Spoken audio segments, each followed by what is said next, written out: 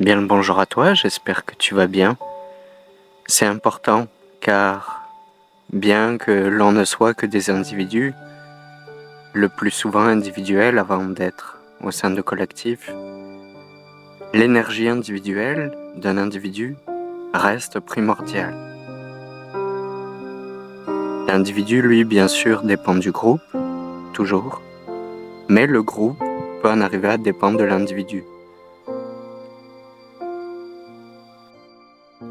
Cette petite introduction que je fais en amont de la vidéo dont tu as d'ores et déjà vu le titre, Écologie ou économie partie 2, elle me pousse à te dire que ma vision, elle est toujours subjective.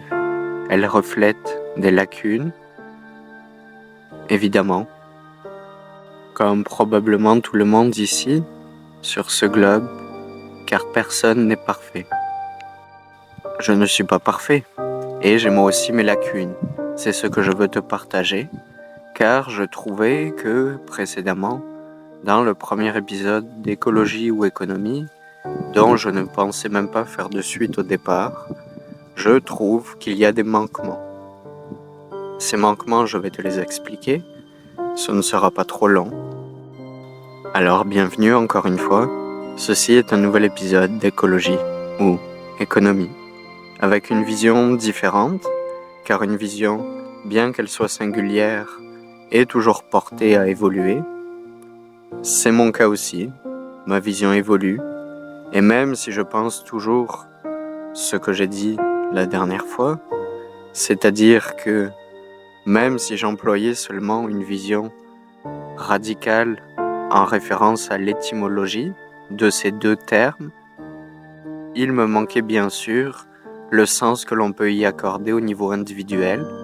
Ça, je ne pourrais évidemment pas en parler dans ton cas, mais évidemment seulement pour moi.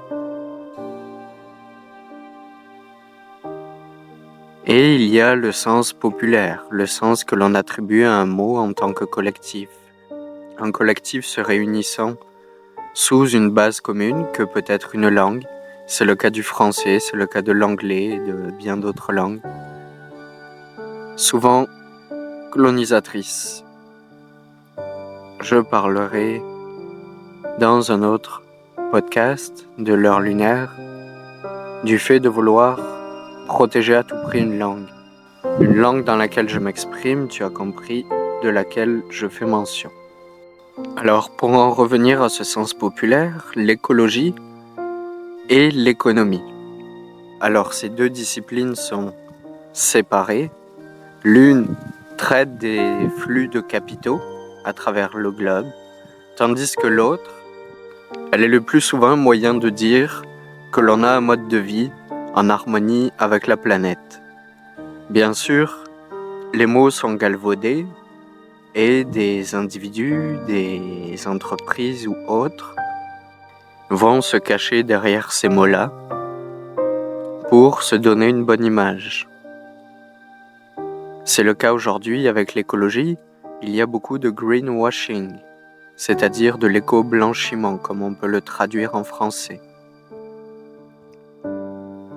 L'économie, quant à elle, la manière dont on l'entend, j'imagine aujourd'hui, c'est plutôt comme une discipline qui, en se déconnectant peu à peu de la réalité de la planète, s'est forgée sur un mythe qui est celui des ressources infinies.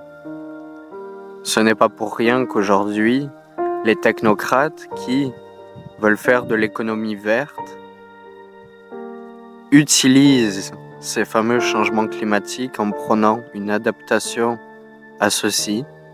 Je reviendrai aussi un peu plus tard, mais pas dans cet épisode-là, sur la notion de changement climatique. L'écologie et l'économie sont alors, dans le monde moderne, diamétralement opposées.